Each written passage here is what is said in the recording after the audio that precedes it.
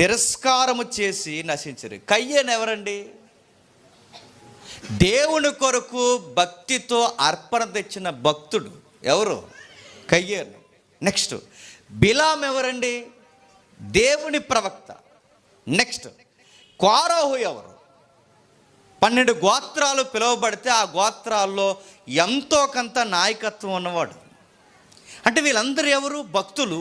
ఈ భక్తులకి భక్తిహీనత వచ్చిందట. కయ్యేని గాడికి భక్తిహీనత వచ్చింది. బిలాముకు ఆస్తి మీద డబ్బు మీద మమకారం పెరిగి భక్తిహీనత వచ్చింది. నెక్స్ట్ కోరహుకి నేనే ముందుండాలని నాయకత్వం పిచ్చెట్టింది. అంటే ఎవరండి ఈ యొక్క తీర్పుకు గురయ్యేది? దేవుడి తీర్పు ఉందని చెప్పేది బయట వాళ్ళకి, దేవుడు నమ్మనోళ్ళకి. ఎవరో రోడ్ల మీద తిరుగుతున్నారు అనుకోకండి, అది తర్వాత విషయం. అసలు ఎవరికి తీర్పు ఉందంటే దేవుని అంటే మొట్టమొదట తీర్పు ప్రారంభం అవుతుంది.